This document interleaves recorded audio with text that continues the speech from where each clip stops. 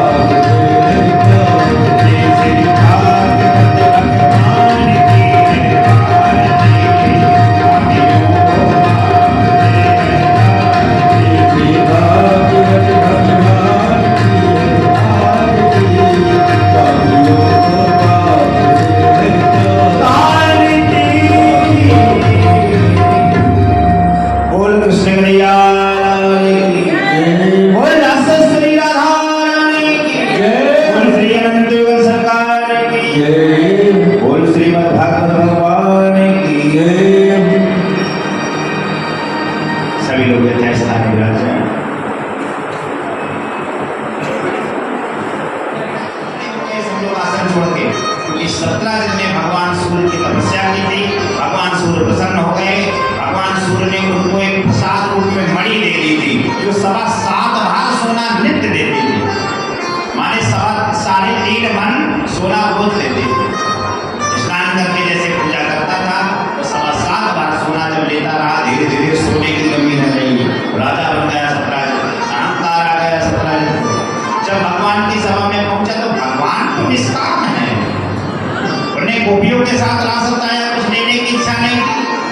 उन्हें माता यशोदा के यहाँ पुत्र बन के आए, कुछ पाने की इच्छा नहीं थी, वो तो आनंद देने के लिए लीला पुरुषोत्तम भगवान बन के आए हैं।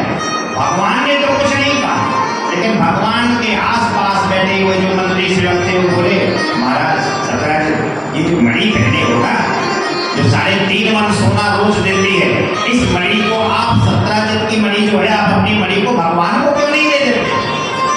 अरे द्वारकाधीश श्री कृष्ण के पास अगर ये मणि पहुंच जाएगी, मान लो देश के जो प्रधानमंत्री हैं और उनके पास कोई ऐसी वस्तु पहुंच जाए तो वो धन कहाँ जाएगा? देश में ही बटेगा जनता के लिए।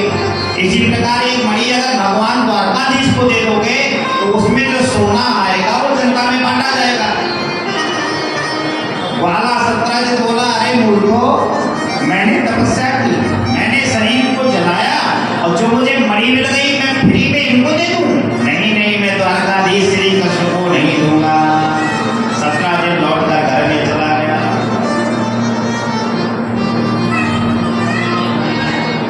जाकी कही भावना जैसी प्रभु मूरत देखी मैंने, जाकी नहीं भावना जो मणि मिली है ये 3.25 मन सोना देती है, क्यों ना इस मणि को मैं पहनकर गांव में एक बार चक्कर लगाया हूं। उदाहरण बड़े ध्यान से सुनिए। जैसे घर में कोई पिताजी गाड़ी खरीद कर लाए और घर की चाबी, गाड़ी की चाबी किसी आरे में रखी हो तो पुत्र की इच्छा हो जाती है, चलो चाबी उठा के धीरे से कल्याणपुर की बाजार में एक बार घुमा लाए, दिखा लाए कि हमारी गाड़ी है। इसी प्रकार सत्राजित ने जो मणि तपस्या में प्राप्त की थी वो 3.25 मन सोना देती थी, बड़ी दिव्य चमकती थी, मानो सूर्य, करोड़ों सूर्य निकल आए। ऐसी मणि को धारण किया और मणि को धारण करने के बाद सफेद घोड़ा छोड़ा प्रसाद से और घोड़ा पर बैठकर निकल गया। बोलो कृष्ण भैया चला ही जा रहा था, यहाँ जंगल में गया तो एक शेर ने उस सत्राजित के भाई को मार दिया, मणि को गिरा दिया जंगल पर। मणि से क्या लेना देना? शेर तो मांसाहारी पशु है, उसने मांस को खाया, उसने प्रसेन नाम के भाई को खाया, सत्राजित का जो भाई उसको खा लिया, आधा खाया आधा छोड़कर फेंक दिया, मुंड कहीं डाला कहीं उसका हाथ लगा हुआ है और आगे बढ़ गया। आगे जब गया सज्जनों तो वहां रहता था एक रीछ। रीछ ने देखा कितनी सुंदर मणि है चमकती हुई, रीछ ने उस मणि को लिया, गुफा में घुस गया। बोले कृष्ण भैया यहाँ क्या हुआ? सत्राजित जब सुबह जगे तो उन्होंने देखा कि हमारे घर में तो मणि है ही नहीं, जो खूंटी में मैंने टांगी थी। इस कथा को सुनने से जो कलंकी चौथ का जो चंद्रमा होता है भादों में निकलता है, उसमें चौथ का चंद्रमा देखने से कलंक लग जाता है, चोरी जरूर जीवन में लगती है। उस चंद्रमा को देखा तो उस दोष को मिटाने के लिए कथा सुनाई जाती है, वो दोष दूर हो जाता है। उस कलंकी चौथ के चंद्रमा को अगर देखा और किसी ने वो दोष दूर हो जाता है। इसलिए मणि को पहना, मणि को पहन के निकल गए। यहाँ सत्राजित जब सुबह जगा चिंतित था, देखा कि मेरी मणि भी नहीं, मणि भी चोरी हो गई, भगवान सूर्य की तपस्या से मिली थी, घोड़ा भी नहीं, घुड़साल से वो भी गायब और मेरा भाई भी नहीं है। भाई 1 महीने से मणि मांग रहा था, भैया भैया मणि पहनने को दो, भैया भैया मणि पहनने को दो, मैंने नहीं दिया। लग रहा है मेरा भाई चुरा कर मणि पहन कर गया तो द्वारकाधीश श्री कृष्ण ने उसको मार डाला और मणि चुरा ली, मणि छीन ली। सत्राजित से पत्नी ने पूछा, सत्राजित की पत्नी ने, सुनते हो मैं रोज देखती थी तुम मन मन मुस्कुराते रहते हो, जब से मणि आई तुम्हारे पास ढेर सारा तुम्हारे पास धन है, धन की कमी नहीं है, और धन होते हुए भी चिंता किस बात की तुम्हें? सत्राजित ने कहा, देवी सुनती हो, मैं तुम मेरी पत्नी हो तो मैं ये बात बता देता हूँ, वरना बताता नहीं, क्योंकि देवियों के पेट में बात छिपती नहीं है। बोले तुम्हें बता रहा हूँ। बोले हाँ सच्ची में सौगंध खा के कह रही, किसी से नहीं बताऊंगी, बताओ तो सही। बोले जो सत्राजित की मणि थी उसको द्वारकाधीश श्री कृष्ण ने चुरा लिया, छीन लिया और मेरे भाई प्रसेन को मरवा दिया। बोले क्या? द्वारकाधीश श्री कृष्ण चोर है, चोर है। धीरे धीरे धीरे कल से एक बहन बैठने आई घर में, उसको भी यही बात बता दी। बहन ने पूछा देवी तुम चिंतित क्यों हो, तुम्हारे यहाँ तो धन की कोई कमी नहीं। बोले बहन तुम पति सहेली हो तो बात बता रही हो, नहीं ना बताती, तू किसी से ना बताना। बोले तेरी सौगंध खा के कह रही किसी से नहीं बताओ। बोले जो 17 दिन की जो मणि थी उसको भगवान श्री कृष्ण ने चुरा लिया और मेरे देवर को मरवा दिया। बोले क्या? भगवान कृष्ण चोर है, चोर है। धीरे धीरे एक से दूसरे को, दूसरे से तीसरे को, तीसरे से चौथे को, पूरे गांव में ये बात पहुंच गई कि भगवान कृष्ण चोर है, चोर है, चोर है। कोई बात नहीं, समाज में ये बात पहुंच जाए चोर है, कोई बात नहीं। लेकिन धीरे धीरे पत्नी को भी पता चल गया, माता रुक्मिणी को। माता रुक्मिणी एक बार भोजन बना रही थी, उस बालकों की आवाज आई भगवान चोर है, द्वारकाधीश चोर है। माता रुक्मिणी को बड़ी चिंता हुई कि जिस परमात्मा को मैं भगवान मानकर योगेश्वर श्री कृष्ण का वर्णन करके दूल्हा समझकर, जगत का उत्तम श्रेष्ठ दूल्हा समझकर वर्णन करके चली आई, अपना पति बना लिया। नारद जी ने बार बार कहा था वो नंबर 1 के चोर है, चोरों के सरदार है। मैं नहीं मानी, मैंने बालिका थी, छोटी सी बालिका थी, मैं नहीं समझ पाई। अब आज समझ में आया कि वो नंबर 1 के चोर है, तो मैं करूँ तो क्या करूँ? अब तो ना घर की रही ना बाहर की, क्योंकि भगी भगाई हूँ, और भगी भगाई अगर घर में वापस जाए तो घर वाले भी नहीं करते। माता रुक्मिणी रोने लगी। आज भगवान श्री कृष्ण जब बाहर से द्वारका से घूम कर आए तो कहाँ रुक्मिणी भैया तुरंत जल भर के लाती थी, जल पी लीजिए। आज कहा हे प्राण प्रिय सुंदरी बोल क्यों नहीं रही? तुरंत चेहरा बदल लिया। भगवान जान गए कोई ना कोई बात है, क्योंकि रुक्मिणी ने आज तक मेरे सामने अपना मुखारमंडल में चिंता नहीं व्यक्त की, कभी दुखी नहीं हुई मेरे सामने। रुक्मिणी मंद मंद मुस्कुराती हुई मुझे जल पिलाने आती थी, आज मुझसे बोल नहीं रही, बात क्या है? जान गई कोई ना कोई बात जरूर है। बोले चोर दूर रहो, दूर रहो, तुम चोर हो, चोर हो, चोर हो। जब पत्नी ने चोर कह दिया, माता रुक्मिणी ने चोर कह दिया, आज बहुत बड़ा आघात हुआ। भगवान कृष्ण ने संकल्प नहीं लिया, उसी समय जल भी नहीं दिया। माता देवकी को बुलाया, वसुदेव को बुलाया।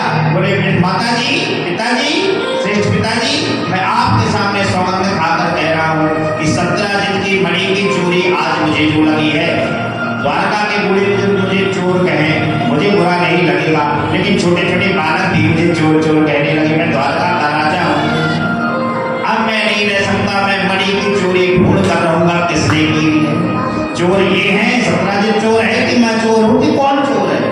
4 बूढ़े बुजुर्गों को साथ में लिया।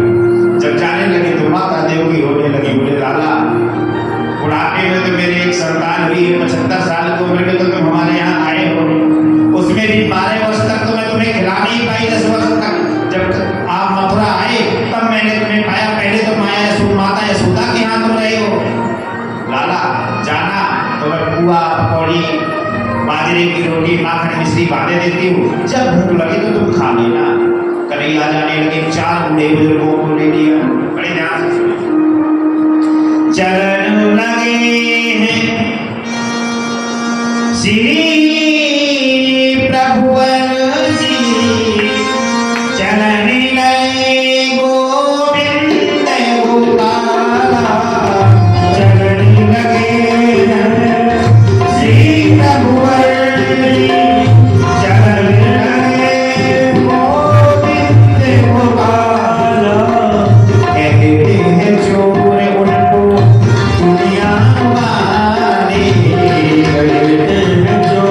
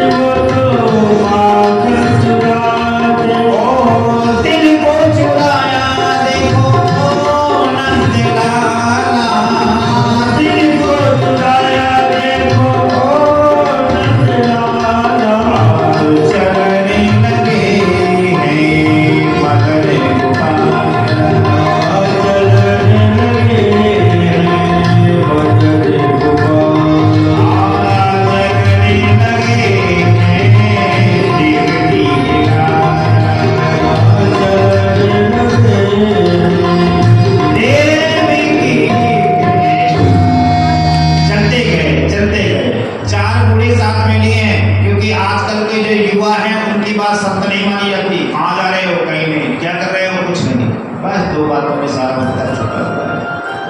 बूढ़े बुजुर्गों की बात बहुत श्रेष्ठ मानी जाती है। ये मत सोचे भी सज्जनों कि व्रत हो गए, लोग कहते हैं, कहीं कहते हैं कि बुद्धि सठिया गई, सठिया नहीं गई, 60% ज्यादा हो गई। बोल श्री राघवेंद्र सरकार की जय। बूढ़े बुजुर्ग जो काम बना सकते हैं वो छोटे मोटे नहीं बना सकते। पीछे जनों आगे बढ़े, 4 बूढ़े साथ में गए। 4 बूढ़ों से कह दिया सुनो, देखो वो कोई घोड़ा टूटा हुआ डरा है, घोड़ा क्षतिग्रस्त डरा हुआ है, किसी ने घोड़े को मारा है, किसी पशु ने प्रहार किया है। देखते हैं पास में, जब गए तो घोड़ा का आधा धड़ डरा हुआ था, आधा शेर खा गया था। जान गए कि ये घोड़े को शेर ने खाया है। आगे पहुंचे तो 17 जन के भाई का मुंड मिला, सारे शरीर को शेर खा गया। जान गए कि 17 जन के भाई को भी पशु ने मारा है। 4 बूढ़ों से कह दिया सुनो, आगे बढ़ते हैं। देखा पहले जहां तक 17 जन का भाई था वहां तक तो शेर के पैर पड़े थे मिट्टी में, ऐसे बरसात में पैर नहीं मिल जाते जमीन मिट्टी में, शेर के पैर। और जहां 17 जन का भाई पड़ा हुआ था व्रत अवस्था में, वहां से भालू के पैर।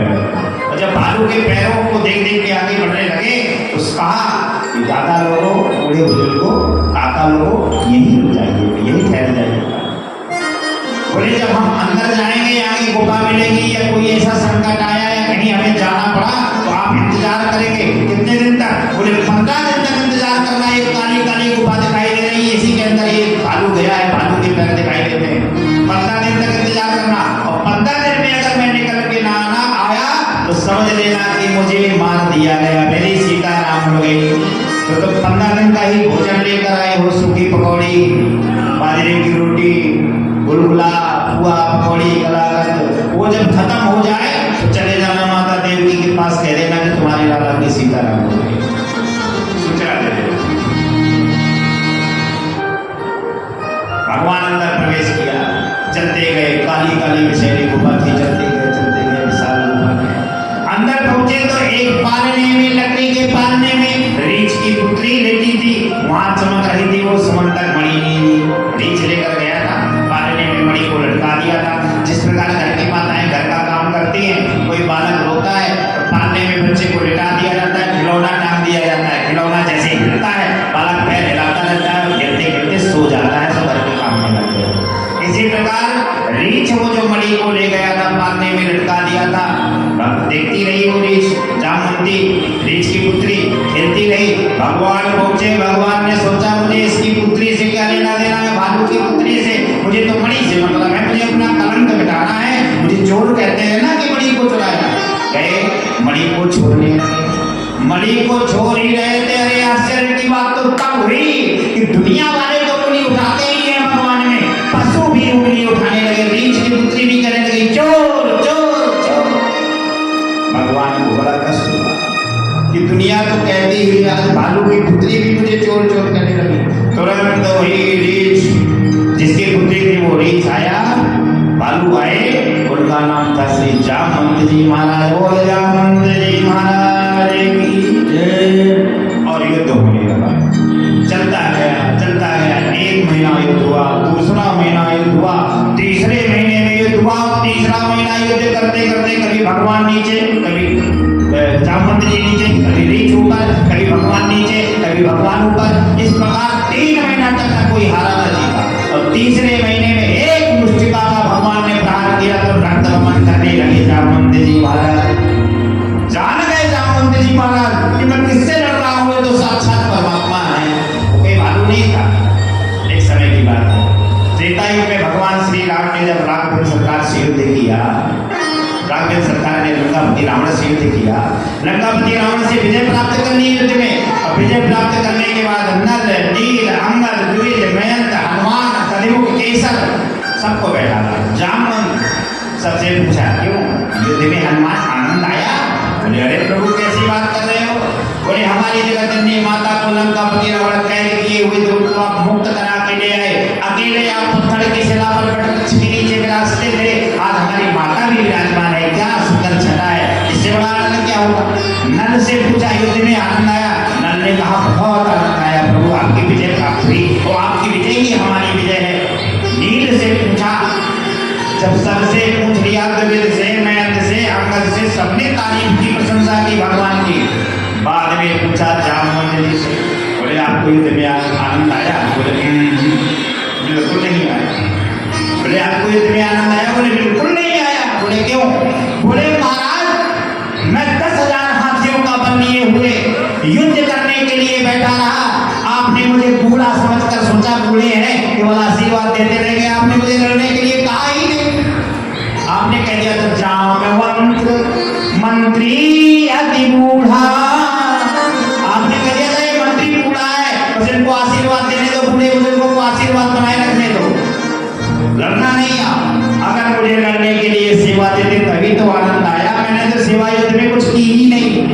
भगवान ने कहा जाती रही भावना जैसी, प्रभु व्रत देखी तिन कैसी, जो इच्छा कहनी हो मन जो इच्छा कही हो,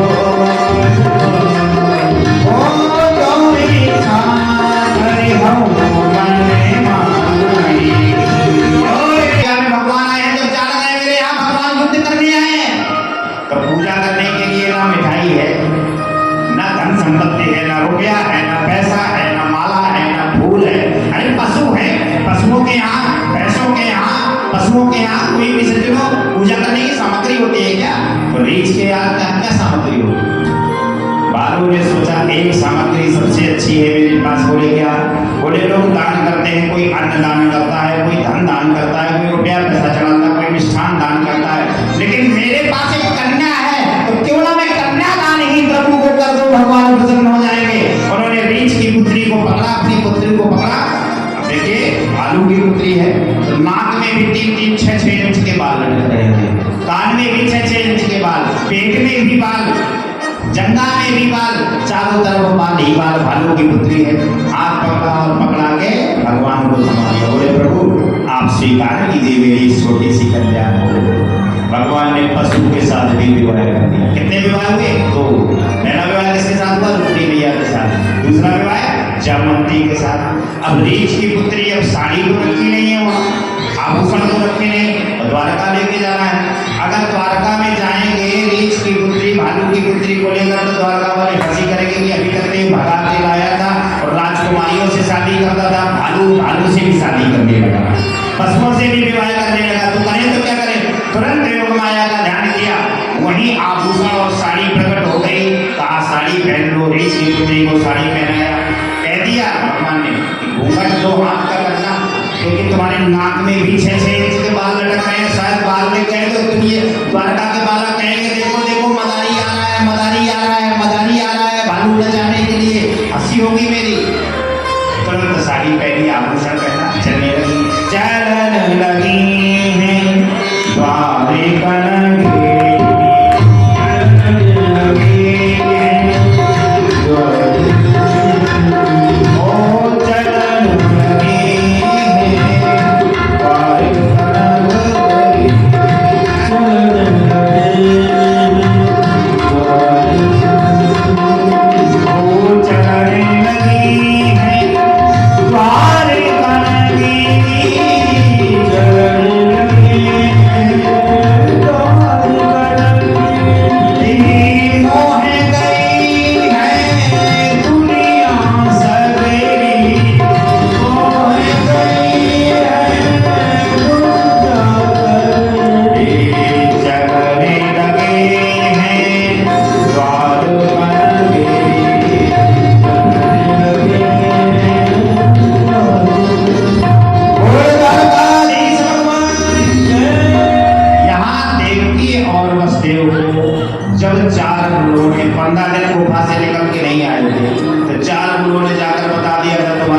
सीताराम बोले कन्हैया लाल को मार दिया गया। बोले कहा था 15 दिन तक इंतजार करना, 3 महीने बीत गए अभी तक आए नहीं। बता दिया तो देवकी और वसुदेव रोने लगे, सब करने लगे कि बुढ़ापे में तो हमें लाला प्राप्त हुआ था और वो भी परम धाम से ला गया। लेकिन वसुदेव जी को विश्वास था कि मैं डलिया में लेटा के लाया था कारागार से, वो कोई साधारण नहीं हो सकते, वो भगवान है, उसको कोई मार ही नहीं सकता था। विश्वास था कि मैं मुझे अपने लाला के बल पर विश्वास है। वसुदेव जी ने बार ब्राह्मणों से कह दिया महामृत्युंजय का मंत्र जप करो। तो पंडित जी कह रहे थे भ्रौंजू छाछवंदन पुष्पवर्धनम भगवान लोके वंदना करतो निछि महामंत्र। एक महीने तक तुमने महामृत्युंजय मंत्र जपा, दूसरे महीने में जब कन्हैया लाल नहीं आए तो कब आएगा, अभी तो आए बनाए, कब आएगा, अभी तो आए बनाए, कब आएगा, अभी तो आए बनाए, मंत्र कहना भूल गए। कह दिया था अगर आ गया लाला तो ढेर सारा धन दूंगा। लोग में पड़ गए, पंडितों ने ऐसा जब किया, आ गए हमारे द्वारकाधीश। छोटे छोटे बालक आए, छोटे छोटे बालकों ने देखा द्वारकाधीश आ गए, कृष्ण है, ये तो कृष्ण है। लोगों ने बताया था कि वो कृष्ण को तो प्राण चले गए, वो तो परम नाम से धार गए। बोले भैया भैया तुम्हारो लाला आ गए। और देवकी वसुदेव से कहा, देवकी वसुदेव ने थाली सजा दी, आरती सजा कर आ गई बहन महल। महल के बाहर आई, रुक्मिणी मैया भी आ गई। रुक्मिणी मैया ने सोचा मेरा सुहाग तो अमर है, नारद जी ने कहा था उसकी कभी मृत्यु नहीं होगी, तो अविनाशी होगा, फिर वो मरेगा कैसे। रुक्मिणी मैया को विश्वास था मेरा सुहाग कभी नहीं जा सकता, आदि से अब तक सत्य है। रुक्मिणी मैया थाली सजा कर आई और जैसे आरती कर ही रही थी उन्होंने कहा कि काहे पतिदेव हे प्राण प्रीतम, गए तो तुम अकेले थे, तो अकेले कहाँ से आ गए, अकेले गए थे, दूसरी कहाँ से आ गई। तुरंत ही भगवान कृष्ण ने कहा ये जो साथ में हमारे आई है ये तुम्हारी बहन है, दूसरा विवाह करके लाया हूँ। हर स्त्री को एक चिंता रहती है कि मेरी बगल वाली कहीं मुझसे सुंदर तो नहीं है। बोलो गोविंद भगवान की। रुक्मिणी मैया को चिंता हुई कि जो दूसरी बहन विवाह करके लाए कहीं मुझसे अच्छी तो नहीं है। तो कह दिया थोड़ा इसका मुखड़ा तो दिखाओ कैसा है। कह दिया कि इसका मुखड़ा जब दिखाएंगे जब तुम कह दो कि हमारे जैसी हो जाए। वो है परमवी भक्ति दुर्गा, वही वेद माता गायत्री, वही सब कुछ है। उनसे कह दिया आदि शक्ति से तुम कह दो आशीर्वाद दे दो पहले कि हमारे जैसी हो जाए, क्योंकि इतनी सुंदर है कि शायद ने घूंघट खोला तो तुम लज्जित हो जाओगी, शर्मिंदा हो जाओगी, शर्म के मारे लग जाओगी। तो रुक्मिणी मैया ने कहा हमारी जैसी हो जाए, हमारी जैसी हो जाए, घूंघट तो खोलो हमारी जैसी हो जाए। जैसे मुंह को खोला तो साक्षात रुक्मिणी जैसी ही लगने लगी। बोलो चामुंडी मैया की जय, बोलो कृष्ण कन्हैया लाल की जय, बोलो राधा रानी की जय। अपनी माता रुक्मिणी देवी रुक्मिणी को बुलाया, पास में पहुंचे, बोले देवी सुनती हो राज्य पुत्री सीता भूपै लोकपाल विभूति भी महानुभाव श्रीमद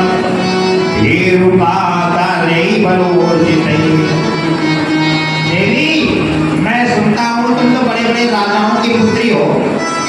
रुक्मिणी से कहा तुम गुजरात से आई हो, कुंदनपुर क्षेत्र से। और गुजरात में लक्ष्मी की कमी नहीं है, गुजरात और महाराष्ट्र लक्ष्मी सबसे आगे है। तुम लक्ष्मी वाले क्षेत्र से हो, पूंजीपति क्षेत्र से। सबसे पूंजीपति क्षेत्र कौन है? गुजरात। बोले गुजरात से आई हो, ऐसा करो तुमने मेरे में क्या देखा कि मुझसे विवाह करके मेरे साथ भागते आई। देखिए बड़ी गहरी बात है, बड़े ध्यान से सब लोग सुने। आज की ही कथा है, फिर कल से आप लोग एयर कंडीशनर में आनंद लेना, बढ़िया आराम से एसी में सोना।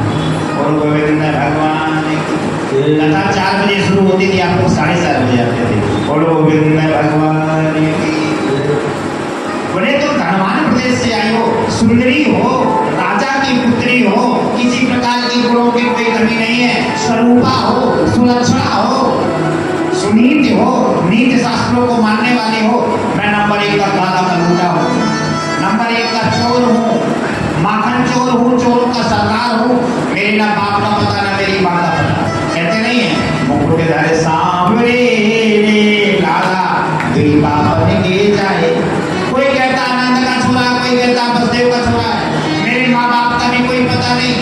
तीसरी बात नंबर 1 कोई पढ़ा लिखा भी नहीं हूँ, नंबर 1 का गवार हूँ, गैया चलाने वाला हूँ। कहते नहीं गोपाल गवाम पाले गोपाला, जो गऊ का पालन करे वही गोपाल। तो गोपाल में गैया चलाते चलाते बड़ा हुआ हूँ। तो मेरे साथ क्या देखकर तुमने विवाह कर दिया रुक्मिणी? रुक्मिणी भैया को ऐसा लगा मानो कोई सर्व लोग गया। अरे 10 साल बीत गए, 10 पुत्र हो गए, तब तुम ये पूछ रहे हो कि विवाह कहीं को कियो? बोले प्रभु पूछना था तो पहले पूछ लेते। बोले अभी भी अगर मन में चिंता हो तो चली जाओ, तुम जिसको चाहती हो उसी के साथ वर्ण कर लो। रुक्मिणी मैया रोने लगी, बोलो कृष्ण कन्हैया लाल की। और रोते रोते रोते मूर्छा गई, पड़ाक से जमीन पर गिर गई, मानो पटकोरी खाकर बेहोश हो गई। ये था भगवान कृष्ण और रुक्मिणी मैया।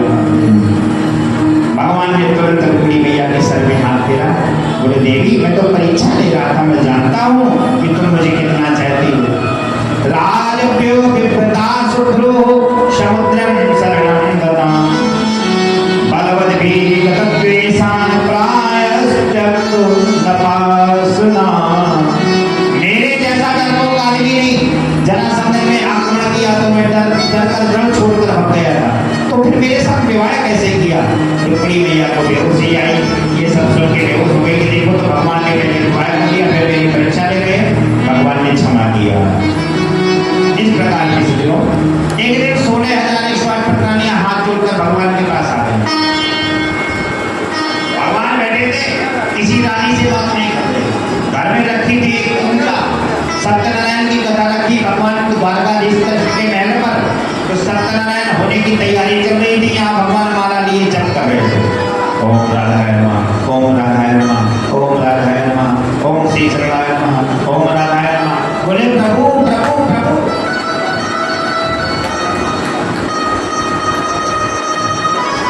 बोल गोविंद भगवान की जय। बोल कृष्ण कन्हैया लाल श्री देव।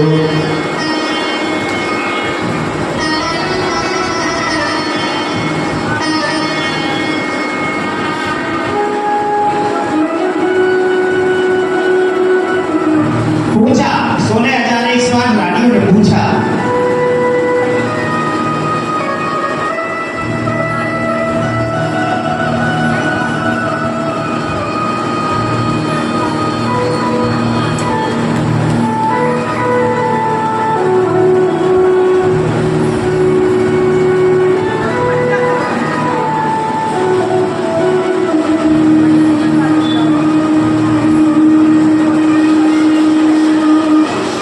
बोल द्वारकाधीश भगवान की।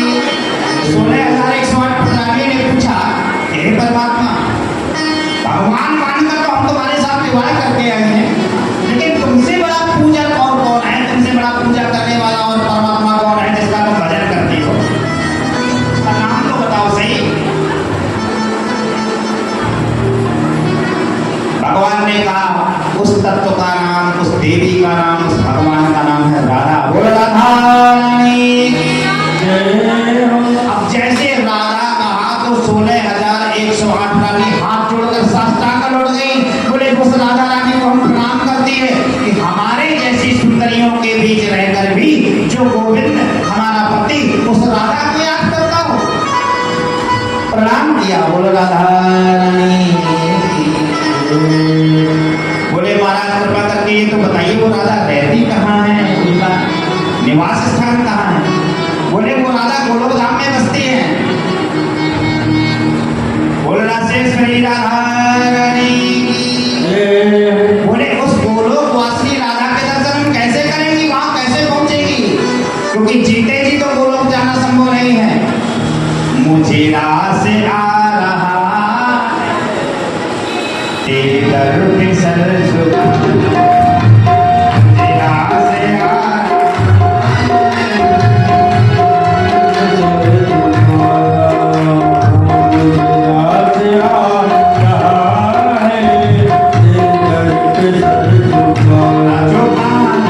मुझे राह से आ रहा है तेरे दर पे सर झुकाना, मुझे राह से आ रहा है तेरे दर पे सर झुकाना। मुझे मिल गई पुजारी, मुझे मिल गया किराना, मुझे मिल गई पुजारी, मुझे मिल गया किराना। मुझे यहाँ से आ रहा है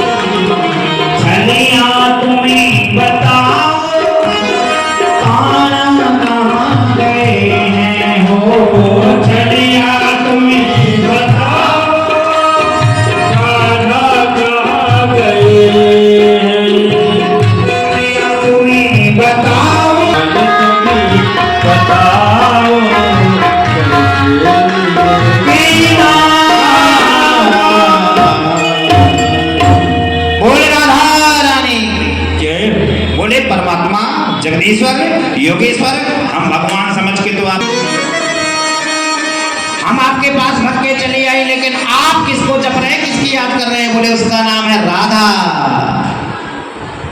बोले ये राधा कहाँ बसती है? बोले गोलोक धाम में वास करती है। एकांत में गोलोक धाम में चली गई, मेरे नाम पर ही डूबी रहती है। बोले हम जाना चाहती हैं। तो एक रानी बोली महाराज महाराज कृपा करके तो बताओ कि वो राधा खाती क्या है, ग्रहण क्या करती हैं, उनको क्या भेंट लेकर पास जा रही है, क्या लेकर जाए? बोले उनको सबसे ज्यादा प्रिय लगता है तो श्यामा गाय का दूध।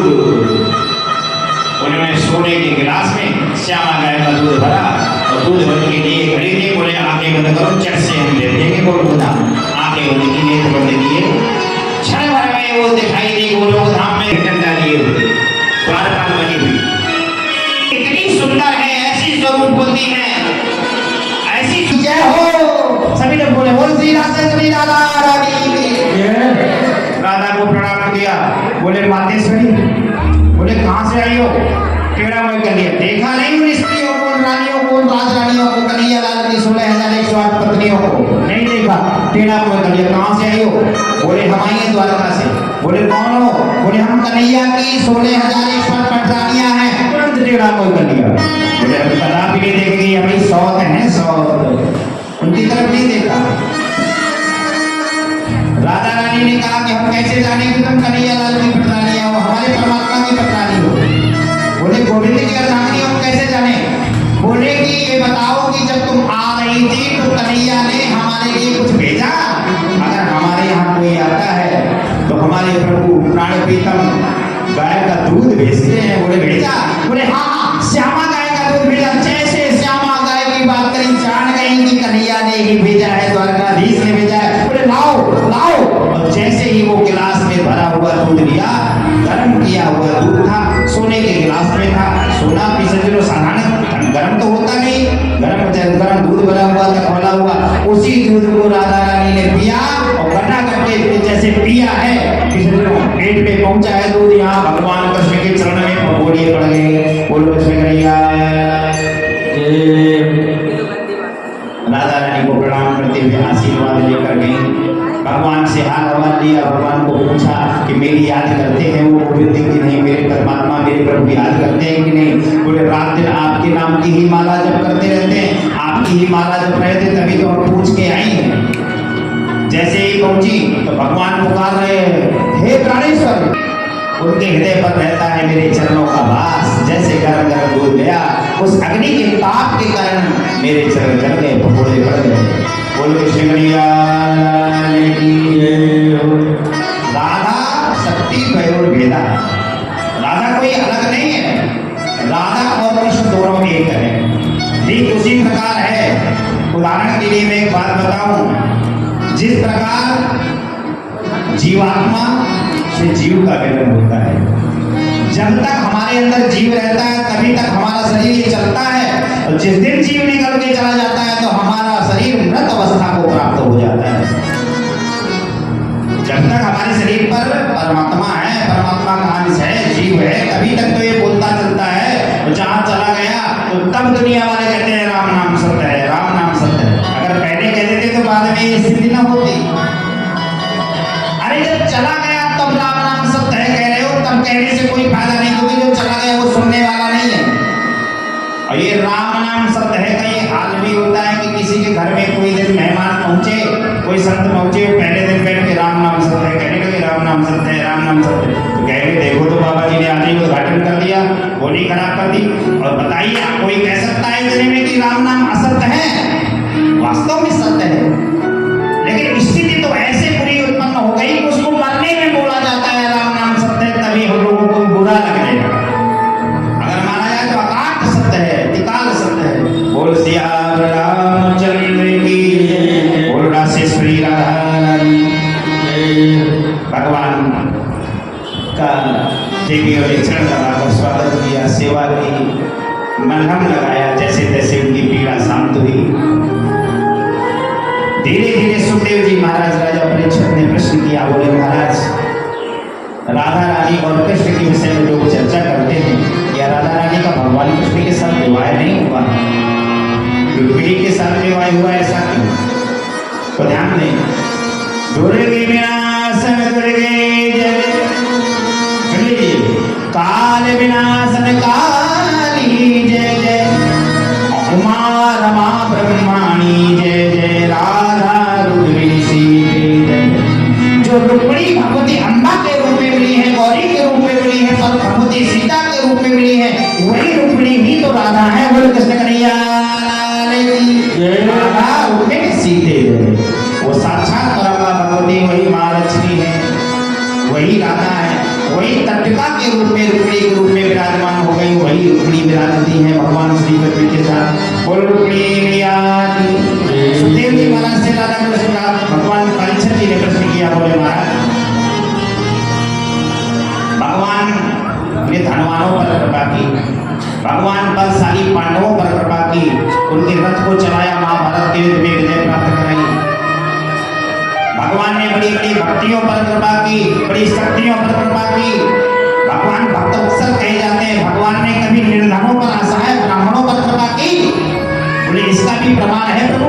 तुरंत ही सुखदेव जी महाराज ने कहा, बोले हाँ एक ब्राह्मण था जो बड़ा ही सज्जनों निर्धन ब्राह्मण था। कैसा था? निर्धन, दरिद्री नहीं था, निर्धन ब्राह्मण था। बोले उसके यहाँ भी परमात्मा गए। अगर भगवान की पूजा धन ही से होती है तो उस निर्धन ब्राह्मण के पास धन कहाँ से आया? तो बोले इसका प्रमाण तुरंत राजा परीक्षित जी महाराज को सुखदेव जी महाराज ने यहाँ सुदामा चरित्र की कथा सुनाई। कृष्णस्यासीत सखा कश्चित् ब्राह्मणो ब्रह्मनित्यमः विरक्त इंद्रियार्थेषु प्रशांतात्मा जितेन्द्रिया। एक समय की बात है, भगवान कृष्ण के मित्र का नाम सुदामा, कृष्णस्यासीत सखा कश्चित्। बोले कैसा है सखा? ब्राह्मणो ब्रह्मविद्, मतलब वेद को जानने वाला, वेद शास्त्रों को जानने वाला, त्रिकाल संध्या करने वाला महान तपस्वी।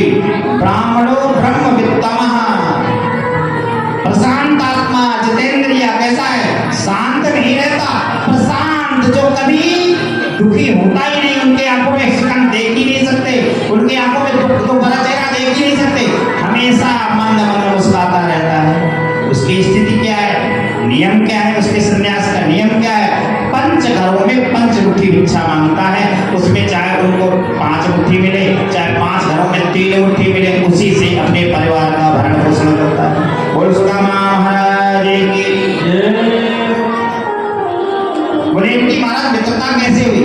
एक समय की बात है, भगवान श्री कृष्ण का द्वारकाधीश का यज्ञोपवीत हुआ, जनेऊ संस्कार हुआ। ब्राह्मण बालकों का जब यज्ञोपवीत भी सज्जनों 11 वर्ष के पहले पहले हो जाना चाहिए। बोलो गोविंद भगवान की। बोले क्षत्रिय बालकों का भी 11 वर्ष के पहले ही हो जाना चाहिए। भगवान जा रहे थे, शांति मंदिर निकल गए बगल से, लेकिन किसी ने ये तक नहीं पूछा कि भैया तुम्हारे कांटा लग गया, क्यों रो रहे हो, क्या समस्या है, क्या पीड़ा है, कुछ नहीं पूछा। भगवान द्वारकाधीश ने देखा कि मेरे बगल से ये ब्राह्मण बालक यज्ञोपवीत पहने हुए, शिखा बांधे हुए, तिलक त्रिपुंड लगाए हुए, तेज चमकता हुआ चला जा रहा है पढ़ने के लिए। ये मेरा ही मित्र तो है, क्योंकि गुरु जी के पास ही तो जा रहा है, एक ही गुरुकुल के मित्र बनने जा रहे हैं। वैसे भी गुरु भाई है, जिस गुरु के यहाँ मैं पढ़ने जा रहा हूँ ये भी जा रहा है, पहले दिन शिक्षा प्राप्त करने जा रहे थे। प्रभु द्वारकाधीश श्री कृष्ण तुरंत रथ से नीचे कूद गए। साथी को कहा, उदय सुदामा जी से कहा, हे ब्राह्मण देवता आप क्यों रो रहे हो? सुदामा जी कुछ नहीं बोले। बोले दूर दूर दूर, अरे आपको कोई राजकुमार जान पड़ते हो, मेरी चप्पल भी टूट गई है, मेरी पादुका भी टूट गई है, मेरे गोबर छपा हुआ, मिट्टी छपी हुई है, मेरे वस्त्र गंदे हैं। राजकुमार तुम छूना नहीं। रोते रोते पसीना से लथपथ है वो ब्राह्मण। बोले मुझे छूना नहीं। द्वारकाधीश श्री कृष्ण ने कहा, नहीं नहीं नहीं, तुम मेरे गुरु भाई हो, कैसे बोल रहे हो? आजकल के जो फ्रेंड होते हैं ना, कहते हैं फ्रेंड इज द फ्रॉड। आजकल के मित्र तो फ्रॉड होते हैं। कहाँ जा रहे हो? कहीं नहीं। क्या कर रहे हो? कुछ नहीं। अब पता लगा हमसे कोई ज्यादा पढ़ने वाला छात्र है तो उसको गिराने का हर प्रकार से प्रयास करेंगे।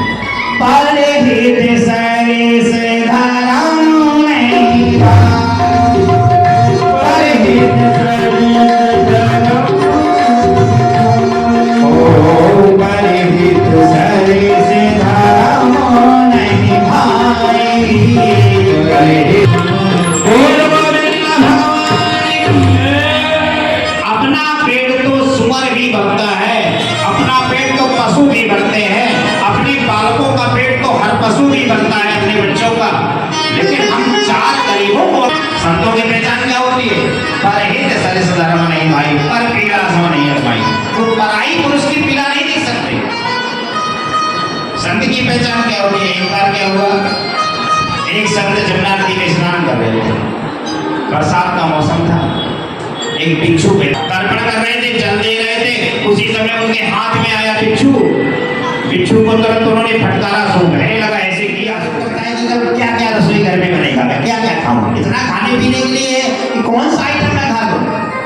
ठीक वही स्थिति, जब दुनिया वालों के यहाँ ज्यादा मांगोगे तो कहेंगे ये मंगता है, मंगता पंडित है, देना बंद कर दिया। तो सुदामा जी महाराज ने जान लिया कि अब देना ही बंद कर दिया तो हम क्या करें, तो एकादशी का व्रत रख दिया। और एकादशी का व्रत कैसे रहे, निर्जला एकादशी। बोलो गोविंद भगवान की जय। एकादशी व्रत में भी सज्जनों एक दिन भीमसेनी एकादशी साल भर में आती है, जिसमें निर्जला रह लो तो 27 एकादशियों का फल मिल जाता है। लेकिन यहाँ निर्जला एकादशी रोज ही हो रही है। आज भगवान गोविंद ने कृपा कर दी, सुशीला बगल में बैठी थी। स्वामी स्वामी, मैंने सुना है कि हाँ आपके मित्र का नाम द्वारकाधीश श्री कृष्ण है। क्या तीनों लोगों के स्वामी जो द्वारका के मालिक वो आपके द्वारका के राजा वो आपके मित्र हैं? सुदामा जी मन मन मुस्कुराते हुए बोले, बोले जी हाँ मेरे मित्र हैं। ये नहीं कहा कि जाके उनसे मांग लो, कुछ तुम्हारे पास कुछ नहीं है, घर में कैसी गुजर बसर चलेगी, कैसे हमारा भरण पोषण हो रहा है, कुछ मांग लो, ये नहीं कहा। कहा तो स्वामी आपको कभी अपने मित्र से मिलने की इच्छा नहीं होती? सुदामा जी ने कहा इच्छा तो होती है, लेकिन कैसे जाऊंगा इतनी दूर में द्वारकाधीश से मिलने के लिए। सुशीला ने कहा स्वामी आप तैयारी बनाओ, गोविंद की कृपा होगी तो आप अवश्य वहां तक पहुंच जाएंगे। सुदामा जी महाराज के मन में इच्छा हुई कि चलो द्वारकाधीश से ही मिल के आते। मन में ये सोचा उनके दर्शन मात्र से ही जीव का कल्याण होता है। मैं जाऊंगा, मैं मांगूंगा थोड़ी, मैं जाऊंगा दर्शन करूंगा, दर्शन से ही सारे दुख मेरे मिट जाएंगे। सुदामा जी महाराज की तैयारी होने लगी। अब समस्या खड़ी हो गई, एक राजा के दरबार में, मंदिर में, गुरु के दरबार में जाना है तो कुछ ना कुछ लेके जाए। सुशीला ने सोचा अब स्वामी को मैं क्या दूं, मेरे पास तो मित्र को भेंट भेजने के लिए कुछ है ही नहीं। पंडित जी जब रोज मांगने जाते थे तो गांव वालों ने देना बंद कर दिया, तो पंडिताइन ने सोचा आज मैं जाऊं तो मुझे गांव वाले दे देंगे। पंडिताइन आई है, पंडित जी ने मांगते मांगते मांगते मांगते अपनी बदनामी करा ली, तो पंडिताइन को तो दे ही देंगे। जब आज सुशीला मांगने के लिए गई तो चतुर्मुष्टि का 4 मुट्ठी चावल दिए, 4 मुट्ठी चावल लेकर आई और उनको गबड़ सबड़ करके 3 मुट्ठी बनाकर जब बांधने लगी, द्वारकाधीश को देने लगी मिलने के लिए। जाइएगा तो ये भेंट दे देना कि हमारी भाभी श्री दी है, कुछ भेंट तो ले जाओ, इतने बड़े राजा से मिलने जा रहे हो। जैसे जाने लगे तो पिछले चावल को बांधने के लिए घर में कोई कपड़ा नहीं है, साड़ी के पल्लू में लेकर आई। साड़ी भी पिछले कम से कम 7 जगह से फटी हुई है। सुशीला ने उस साड़ी के पल्लू को छोड़ा, एक तरफ से साड़ी के पल्लू को फाड़ दिया और फाड़ के एक कोने की साड़ी में पिछले तंदुर बांध दिए। चतुर्मुट्ठी चावल को 3 मुट्ठी बनाया और जैसे बांध दिए सुदामा जी महाराज जाने लगे।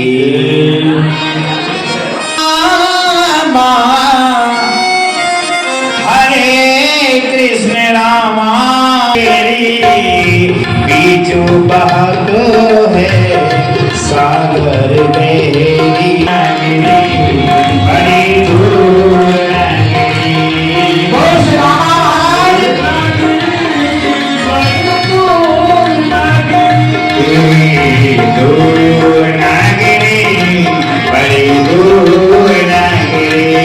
कैसे आऊं रे कन्हैया, कैसे आऊं रे कन्हैया तेरी गोकुल नगरी।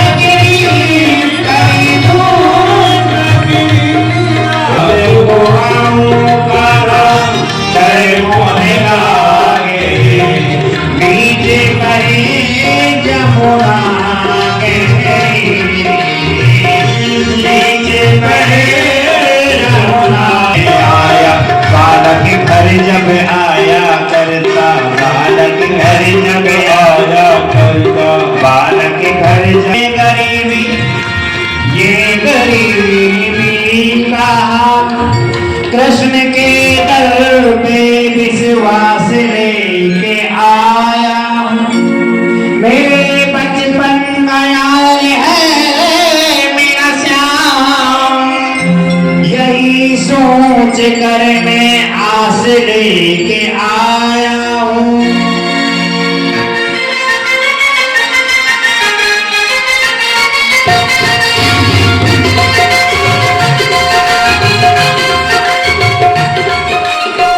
अरे द्वारपालो कन्हैया से कह दो, अरे द्वारपालो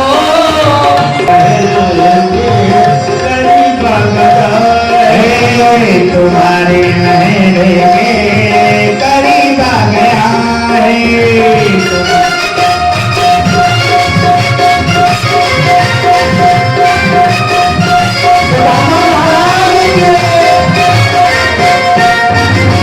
नसर पे है पगड़ी नसर पे है जामा, नसर पे है पगड़ी नसर पे है जामा, बता दो कन्हैया को नाम है सुनामा हो, बता दो कन्हैया को नाम है सुनामा। नसर पे है पगड़ी नसर पे है जामा, बता दो कन्हैया को नाम है सुनामा हो, नसर पे है पगड़ी नसर पे है जामा, बता दो कन्हैया को नाम है सुदामा, बता दो कन्हैया को नाम है सुदामा। क्या कह रहे हैं द्वारपालों से, तुम इनके बारे मोहन से जा करके कह दो, तुम एक बार मोहन से जा करके कह दो, मिलने सखा नसीब आ गया है, मिलने सखा नसीब आ गया है, ओ मिलने सखा नसीब आ गया है, मिलने सखा।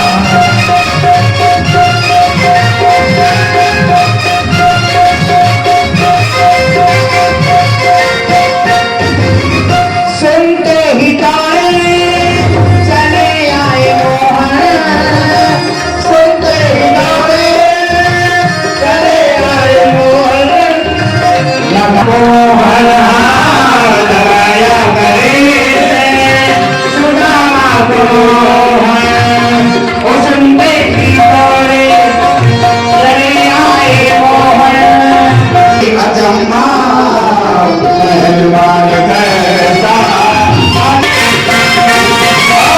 बराबर के अपने सुदामा में गाए, चरण आंसुओं से श्यामणी दुआए, चरण आंसुओं से श्यामणी दुआए, न घबराओ प्यारे जरा तुम सुदामा, समा मेरे करीब आ गया है, समा मेरे करीब आ गया है, मिलने सुदामा करीब आ गया है।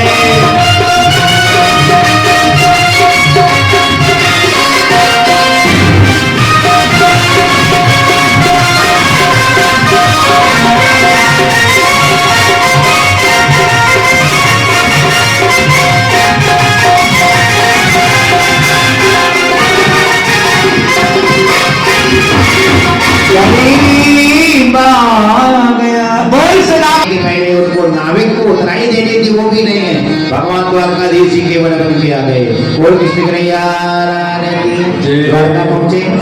द्वारकाधीश ने सोचा मेरे यहाँ ब्राह्मण देवता है, कैसे ब्रह्मविद ब्राह्मण, कैसे प्रशांतात्मा जितेंद्रिय, जिसने अपनी इंद्रियों का दमन कर दिया हो, जिसने कभी जीवन में किसी से मांगने की इच्छा नहीं की, ऐसा ब्राह्मण जो रात दिन मेरा साधना करने वाला है, मेरा ध्यान करने वाला, मेरा चिंतन करने वाला है, जो ब्रह्म को जानने वाला है, ऐसा ब्राह्मण आया है। भगवान ने स्वयं अपने सिंहासन का आधा भाग ब्राह्मण को दे दिया, आधे भाग पर विराजमान हो गए। रुक्मिणी मैया ने देखा जो राज रानी है, राजाओं के बड़े बड़े राजाओं की पुत्री हैं, महाराष्ट्र और गुजरात अपने भारत देश में सबसे धनी प्रदेश हैं, वहीं की है माता रुक्मिणी जी, कहाँ की? गुजरात की, कुंडलीपुर ग्राम की। रुक्मिणी मैया ने सोचा हे भगवान, ये कैसा धोती पटी, चरणों में पादुका नहीं, कैसा दुर्बल और दीन ब्राह्मण का मित्र है। हमारे भगवान तो बड़े दयालु हैं, ऐसे लोगों से भी मित्रता करते हैं। भगवान ने कहा चल लाओ, चल लाओ। चल लाने में यहाँ देर लग गई, भगवान के आंखों से आंसू बह रहे हैं। भगवान ने सोचा कि इस ब्राह्मण के, ऐसे ब्राह्मण देवता के मैं चरणों को धो रहा हूँ, तो धोऊं तो किससे धोऊं? मैंने भी सोचा गंगा जी का जल ले आओ, गंगा जल ले आओ। बोले नहीं नहीं नहीं नहीं, गंगा जल से ऐसे ब्राह्मण के चरणों को धोऊंगा तो उचित नहीं है, दोष लग जाएगा मुझे। बोले क्यों? बोले चरणों से निकली गंगा प्यारी, गंगा तो मेरे चरणों से निकली है, मैं चरणों के जल से ब्राह्मण के चरणों को दूंगा। बोले नहीं नहीं नहीं, ब्रह्मविद ब्राह्मण है। बोले करूं तो क्या करूं? बोले जमुना नदी का जल ले आओ। बोले जमुना जल लाओ। और जैसे जमुना जल मंगाया, बोले नहीं नहीं, जमुना जल से मैं ब्राह्मण के चरण नहीं दूंगा, क्योंकि जमुना तो मेरी पटरानी है। बोले जमुना मैया की। भगवान ने कहा मैं दिव्य जल से इस ब्राह्मण के चरणों को धोऊंगा, तो आंखों से दाएं नेत्र से गंगा प्रकट कर दी, बाएं नेत्र से जमुना, मानसी गंगा को प्रकट कर दिया। नेत्रों से जो आंसू निकल रहे हैं उसी से चरणों को धो दिया। बोलो कृष्ण कन्हैया लाल की। कांटे निकाले, पैरों में 108 कांटे लगे हैं, चरणों को पोंछते जा रहे हैं, और चरणों को पोंछ के जैसे ही चरण दबा रहे थे तो एक कांटा प्रभु के लग गया। लिखा है वेद में कि नीलांबुजस्यामल कोमलांगम, कैसे प्रभु है? प्रभु के अंग कैसे है? कोमल अंग। कैसे कोमल अंग है? कहते हैं भगवान गुलाब के सेजा में भी जब लेटा करते थे तो कभी कभी गुलाब की कली उनके गड़ जाती थी, इतनी कोमल है। दुनिया में जो अपने आप को कोमल समझता है ना कि मैं बहुत कोमल हूं, अब समझ लीजिए कितने कोमल है। गुलाब की कली भी परमात्मा के चरणों में गड़ती है, ऐसे परमात्मा, और कठोरों के लिए कठोर है। नीलांबुजस्यामल कोमलांगम, भगवान ने चरणों को धोया, हाथ में रक्त बहने लगा। रुक्मिणी मैया ने तुरंत अपनी साड़ी का पन्नू उठाया, बोले प्रभु प्रभु आपके खून बह रहा है, रक्त बह रहा है। तुरंत रक्त को पोंछा। सुदामा जी के चरणों में जो कांटे लगे थे, कांटे को निकालने लगे तो सुदामा जी को याद आ गई अपनी मित्रता की, कि भगवान ने जीवन का मेरा कांटा निकाला था, तभी गोविंद मुझे मिले थे, आज फिर कांटा निकाल रहे हैं। कह दिया स्वामी स्वामी, उस समय आपने मुंह को लगा दिया था गोबर छपे पैरों पर, आज इतनी राज रानी खड़ी है आपकी गौएं, इनके सामने आप मुंह न लगाना, आपकी बदनामी हो जाएगी। बोले कृष्ण कन्हैया लाल की। सुदामा जी महाराज को अंदर ले गए, स्नान कराया, तेल उपटन किया, सेवा की, चरण दबाए, तांबूल थमाया, भोजन कराया, भोजन प्रसाद 56 प्रकार के व्यंजन खिलाए। सुदामा जी का ऐसा स्वागत किया। 1 दिन बीत गया, 2 दिन बीत गया, 3 दिन बीत गए, 1 महीना तक सुदामा जी वहीं बने रहे द्वारका। याद ही नहीं आया कि हमारी पत्नी है, हमारे बच्चे हैं, हमारे परिवार है। एक दिन सुदामा जी बोले अरे कन्हैया, अब तो हम जाना चाहते हैं अपने घर। बोले नहीं नहीं, अरे सुदामा ऐसे कैसे चले जाओगे? सुदामा तूने बचपन की बातें तो बताई ही नहीं, बचपन में हमारी कितनी गहरी मित्रता थी। सारी राज रानियां खड़ी हैं, रुक्मिणी, रंतमामा, जामवंती, कालिंदी, मित्रपत्ना, सत्ता, नग्निजति, समस्त रानियों के सामने बोले अरे सुदामा, एक बार हमारी बचपन में गहरी मित्रता थी, गुरुजी ने हमें दंड दिया था, हम नकड़ी बीनने के लिए गए थे, समता बीनने के लिए गए थे, वहीं तुमने हमारे पोटली के चने खा लिए थे। जैसे एक आपने चुप चुप चुप चुप, अगर भाभीियों को पता चल गया तो कहेंगे ये चोर है, नंबर 1 का, चोरों से भी ये प्रेम करता है। तो क्या बोले कन्हैया? भगवान बोले मैं भी तो चोरों का सरदार हूँ, चोरों से प्रेम क्यों नहीं करूंगा? बोले कृष्ण कन्हैया। बैठे ही थे, सुदामा जी से कहा आज भगवान कृष्ण ने क्यों रे कन्हैया, क्यों रे सुदामा, तेरो विवाह भयो कि ना? बोले हाँ विवाह तो भयो। बोले अभी पूछ रहा है, 1 महीना से रुका हूँ। बोले अभी बता तो सही, तेरी भाभी का नाम, हमारी भाभी का नाम क्या? बोले उनका नाम है सुशीला। बोले सुशीला मैया की। बोले जब तू आ रहा था मुझसे मिलने के लिए तो भाभी ने कोई ना कोई गिफ्ट तो दी होगी, भेंट तो दी होगी। कुछ ना कुछ खाने के लिए, पीने के लिए कुछ पदार्थ तो दिया होगा, कुछ ना कुछ भोजन ताई दिया तो होगा मिलने के लिए। बोले नाय नाय कछु नाय दियो। क्यों? जो दिया था वो 4 घर के चावल थे, कोई टूटा हुआ, कोई हरे रंग का, कोई पीले रंग का, कोई सफेद रंग का, टूटे गबड़ सफेद चावल लिए हुए थे फटी पोटरी में। अगर राजाओं की पुत्रियों के सामने, बड़े बड़े धनाढ़ देशों की पुत्रियों के बहुओं के सामने अगर वो चावल की पोटरी खुल जाती तो सुदामा जी की और कन्हैया की भी बदनामी हो जाती। कन्हैयालाल ने कहा अरे दिखा तो सही। भाभी ने कहा भेजा। बोले कछु ना भेजो। तो बोले एक आंख में का दवा रखो है, दाई आंख में क्या दवा है? तू 1 महीने से जब से पोटरी को खींचा और पोटरी को खींचने के बाद तुरंत खोला और खोलने के बाद एक मुट्ठी चावल निकाल के भगवान ने झपट से पा लिए। बोलो सुदामा महाराज की। एक मुट्ठी चावल जैसे खाई तो एक छत्र सम्राट दे दिया, एक छत्र सम्राट बना दिया सुदामा जी को। दूसरी मुट्ठी चावल जैसे खाए तो दूसरा लोग दे दिया और तीसरी मुट्ठी खाने लगे तो रुक्मिणी मैया ने झपट से हाथ पकड़ लिया। बोले महाराज हमारे लिए भी कछु बचाओगे कि पूरा पूरा दान कर दोगे? 2 मुट्ठी में सर्वस्व ने चावल कर दिया। अब ये 16,108 पटरानी तुमने विवाह राखी है तो या के पुत्रन के टाइम कछु बचाओगे कि नहीं? तो फिर सज्जनों रानियों से कह दिया सभी लोग मिल बांट कर खा लो। बोल सुदामा महाराज की, बोल कृष्ण कन्हैया की।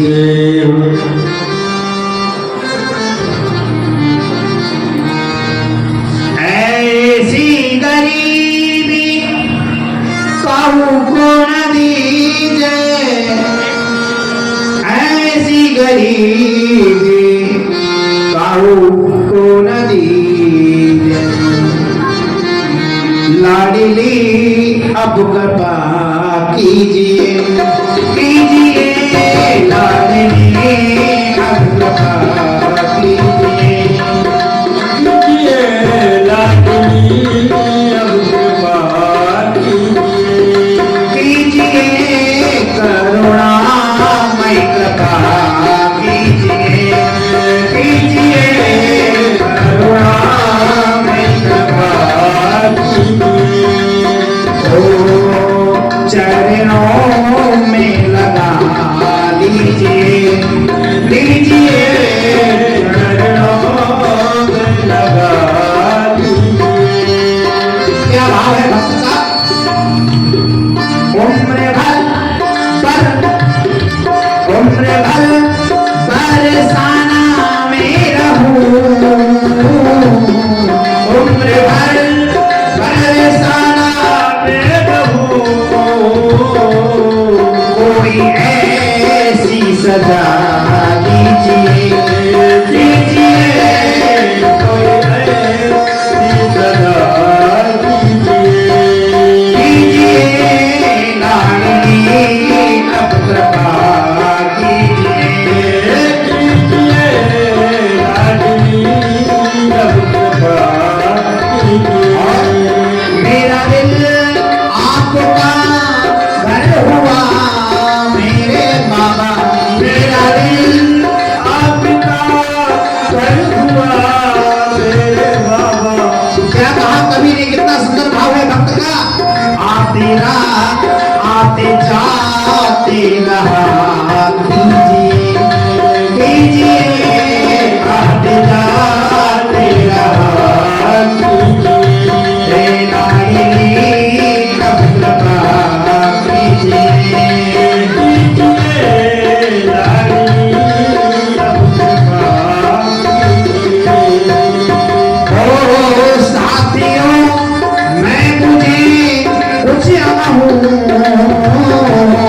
साथियों मैं उसे कुछ कहूँ, ऐसा दीपक जला दीजिए, दीजिए ऐसा दीपक जला दीजिए। अब देखिए अंतिम कड़ी है, उसका भाव ये नहीं जो मैं शब्द से बोल रहा हूँ, उसका भावात्मक अर्थ दूसरा है। क्या? एक थाली में खाए सभी, एक थाली में खाए सभी, ऐसा भारत बना दीजिए, दीजिए ऐसा भारत बना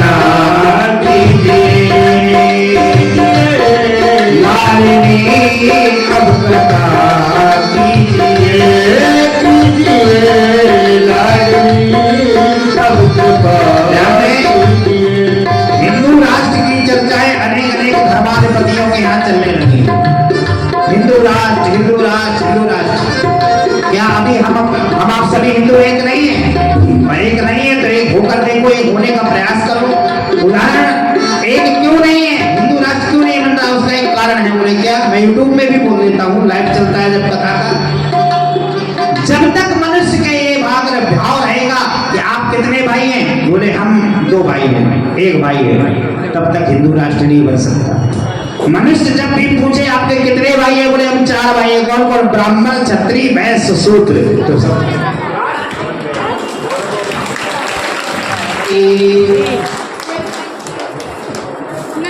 बोल किसने कन्हैया लाल की। इनका भी मन नहीं है कि हिंदू राष्ट्र बने। बोल किसने कन्हैया लाल की। बोल राधा रानी की। जब हमारे मन में ये भाव आ जाएगा कि ब्राह्मण, क्षत्रिय, वैश्य, शूद्र।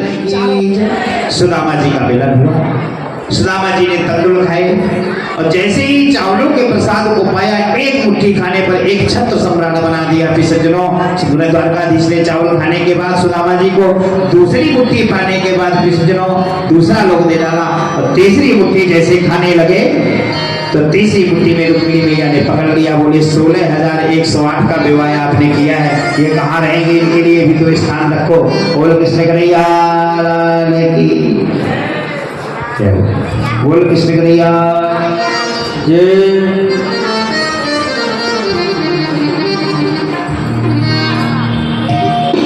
सुदामा और कृष्ण की मित्रता से हम लोगों को ये सीखना चाहिए कि मित्रता जब होती है पिछले तो वहां गरीबी और रहेसी नहीं देखी जाती,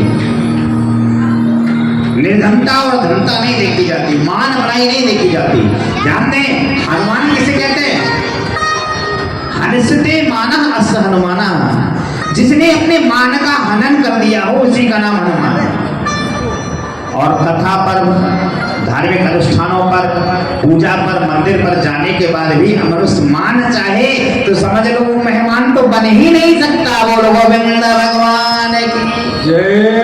भगवान कहते हैं जो मान चाहता है उसको मान नहीं मिलता और जिसको मान नहीं चाहिए उसको हर जगह सम्मान मिलता है। तो हनुमान हमारे कैसे? हनुमान ने अपने मान को ही भुला दिया है। जब उनके गोविंद की कथा होती है तो हनुमान जी दौड़े चले जाते हैं और भूमि पर भी विराज कर वो कथा का एक सुनने लगते हैं। ऐसे राम कथा, कृष्ण कथा के रसिया हैं। बोल सुदामा महाराज। सुदामा जी महाराज आए, सुदामापुरी को आज स्वर्णपुरी बना दिया भगवान गोविंद ने। विश्वकर्मा को आदेश दिया, सुदामा जी की गरीबी मिटी। सज्जनों, धीरे धीरे समय आया। विप्र प्रसादा धरणी धरोहम, विप्र प्रसादा कमलावरोहम, विप्र प्रसादात् अजता अजोहम जितोहम, विप्र प्रसादाम मुनाम नामम, विप्र प्रसादा मम नाम नाम। जब रुक्मिणी मैया के सामने भगवान कृष्ण सुदामा जी को विदा करने लगे, द्वारकाधीश की आंखों में आंसू बहने लगे। बोले अरे सुदामा, हमारी इतनी गहरी मित्रता थी कि आज भी उस मित्रता को मैं भूल नहीं पा रहा। इतने दिनों बाद तो हमारा मिलन हुआ, आज महीना भर का तू सुख देकर मेरा मित्र जाने लगा।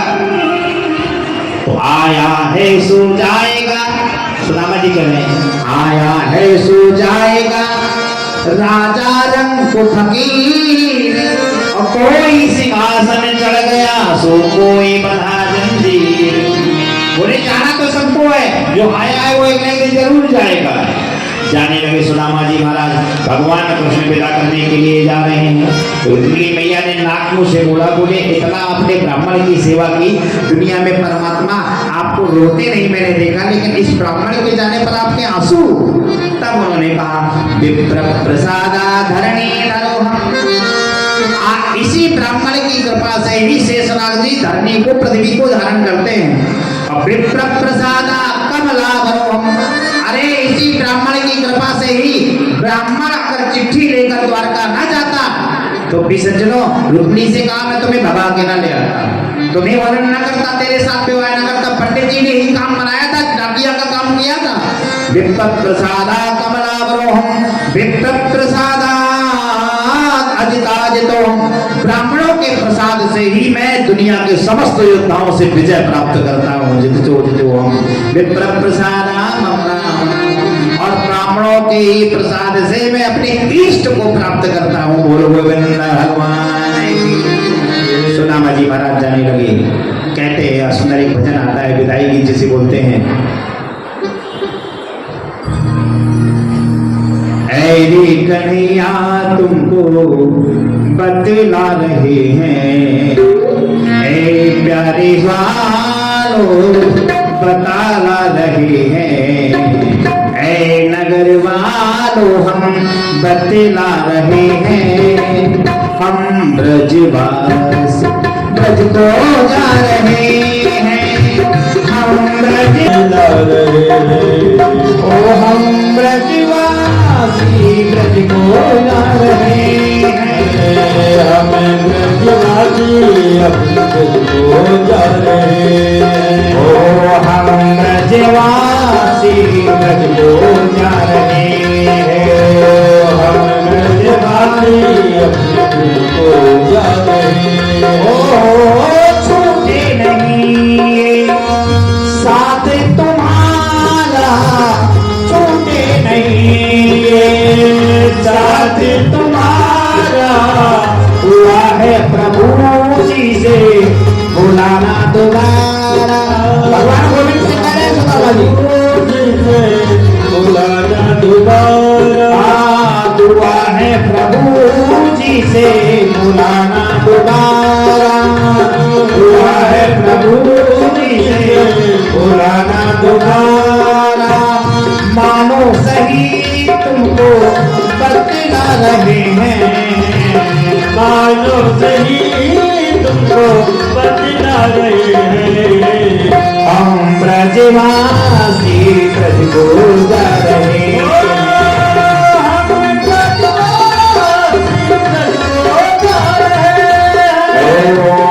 ब्रजवासी ब्रज को जा रहे हैं। हम ब्रजवासी ब्रज को जा रहे हैं। ओ इस सत्संग को भूल न जाना, इस सत्संग को भूल न जाना। सारे श्रोताओं मिलकर गायत्री मंदिर आना, सारे श्रोताओं मिलकर गायत्री मंदिर आना। ऐसे देवताओं के दर्शन हम पा रहे हैं, ऐसे देवताओं के दर्शन हम पा रहे हैं। ओ हम ब्रजवासी ब्रज को जा रहे हैं। हम ब्रजवासी ब्रज को जा रहे हैं। कोई दुखिया दुख से रोवे, कोई सुखिया चैन से सोवे, कोई दुखिया दुख से रोवे, कोई सुखिया चैन से सोवे। साधु भजे रघुवीर, साधु भजे रघुवीर। याद करो महावीर, महावीर याद करो महावीर। और कभी जंगल में, कभी बस्ती में, कभी जंगल में, कभी बस्ती में। हमारी बात करें तो आज यहाँ कथा सुना रहे हैं, कल कहीं और सुनाएंगे, परसों कहीं और सुनाएंगे। कोई भी व्यास ये कभी कामना नहीं करता, हमेशा यही व्यासपीठ से कहकर जाता है कि यहाँ नित्य निरंतर ऐसी ही कथा चलती रहे, भले ही हमारे द्वारा नहीं, किसी और व्यास भाई के द्वारा चले। बोलो गोविंद भगवान की। ओ कभी जंगल में, कभी बस्ती में, कभी जंगल में, कभी बस्ती में, कभी जमुना किनारे हम श्याम गा रहे हैं। जमुना किनारे हम श्याम गा रहे हैं। हम ब्रजवासी ब्रज को जा रहे हैं।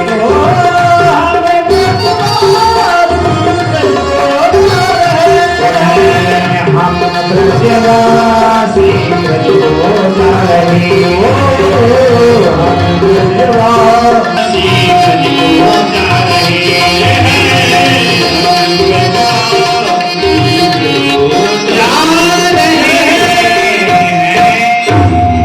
बोल गोविंद भगवान की जय। भी सज्जनों, इस प्रकार सुदामा जी की गरीबी को मिटाया भगवान ने, मित्रता को आज सुख में आनंदित किया भगवान ने, सुदामा जी को सर्वपूर्ण काम कर दिया।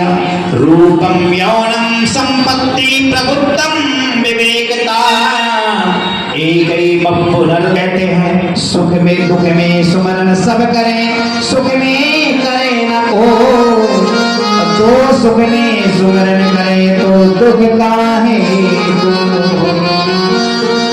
पांडवों ने राजसूय यज्ञ किया, राजसूय यज्ञ करने के बाद द्वारकाधीश श्री कृष्ण ने कहा, हे पांडवों, अर्जुन भीम नकुल सहदेव माता कुंती बुआ जी, मैं आज विदा मांग के द्वारका जाने वाला हूँ, मुझे विदाई तो आदेश करो, मैं जा रहा हूँ। बुआ जी ने कहा, लाला लाला, जिसका जीवन भर हम ऋण नहीं चुका सकते, जिसका ऋण हम जीवन भर नहीं हो सकते, जिस परमात्मा ने हमारा ड्राइवर बनकर रक्षा की हो, भगवान क्या रहे, पांडवों के सारथी बनकर रहे, ड्राइवर ही की। अरे जो जिसकी गाड़ी को स्वयं गोविंद चला रहा हो अपनी सज्जनों, तो उसकी गाड़ी कभी पलट नहीं सकती। जब कभी गाड़ी में आप बैठे तो ये भाव रखिए कि मेरी गाड़ी मैं नहीं चला रहा, भगवान गोविंद नहीं चला रहे। हमें सच्चा भाव बताऊं, अपनी गाड़ी मैं ही चलाता हूं तो भगवान गोविंद को हाथ पहले थमा देता हूं। ठाकुर जी रहते हैं, हे गोविंद आप ही संभालो, तो कई बार एक्सीडेंट होते होते बच गया। बोलो गोविंद भगवान की। क्योंकि हर मनुष्य के जीवन की गाड़ी चलाने वाला तो परमात्मा ही है। जैसे ही भगवान गोविंद जाने लगे, कहा बुआ जी रो क्यों रही हो, मांग लो, कुछ मांगना हो। अर्जुन से कहा मांग लो, भीम से कहा मांग लो, नकुल सहदेव से कहा मांग लो। अर्जुन ने कहा महाराज देना चाहते हो तो अपनी भक्ति दे दो। बोले बस भक्ति? बोले भक्ति और मुक्ति तो मेरी दासी है। मान लो प्राइम मिनिस्टर जी को आना हो तो पहले से डीएम कलेक्टर यहाँ की व्यवस्था करने लगे, साफ सफाई करवाएंगे। इसी प्रकार भक्ति और मुक्ति है। जब मुझे कहीं जाना होता है तो भक्ति मुक्ति वहाँ की साफ सफाई की व्यवस्था देखती है, पहले से आकर विराजमान हो जाती है। बोले भक्ति मुक्ति तो तुझे पहले से मिल गई। बोले और मांग ले, क्या मांगना है? बोले मित्रता से अच्छा भाव और क्या हो सकता है, तुम मेरे सखा ही बनकर रहो। बोलो गोविंद भगवान की। जो मित्र काम बना सकता है वो भगवान नहीं बना सकता। मित्र मांग लिया, मित्रता का भाव रखते हैं अर्जुन। युधिष्ठिर से कहा मांग लो, युधिष्ठिर ने भी मांगा। भीम नकुल सहदेव से कहा, उनने भी मांग लिया। बाद में कुंती बुआ से मांगा, कुंती बुआ आप भी तो मांग लो, आज भतीजे का देने का मौका है। आज तक तो भतीजे को आशीर्वाद आपने दिया है, आज भतीजे से मांग लो। रोने लगी कुंती बुआ, लाला लाला, कहाँ कौरवों ने हमारा पूरा राज्य छीन लिया था, रहने के लिए तिल भर भी हमारे लिए एक मकान नहीं था, भूमि नहीं थी, तूने पूरा राज्य ही वापस दिला दिया। कौरवों को युद्ध में हार दिलवाई, हमें विजय प्राप्त कराई, और क्या चाहिए? राजसूय यज्ञ भी कराया, और उस राजसूय यज्ञ में तुमने पत्तल उठाने का काम लिया। हमारे यहाँ झूठे पत्तल उठाकर हमारी सेवा की सहयोग किया।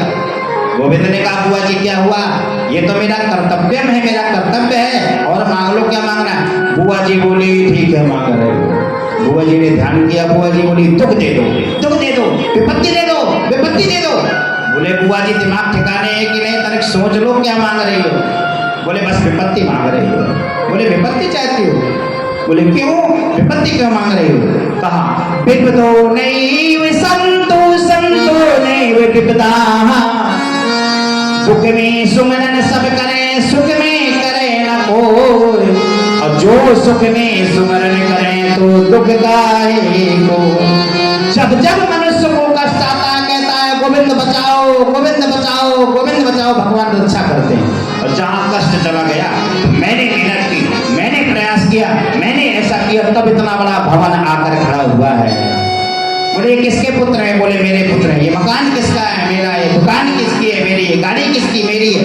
मेरा तो कुछ भी नहीं है, सर्वस्व भगवान का है।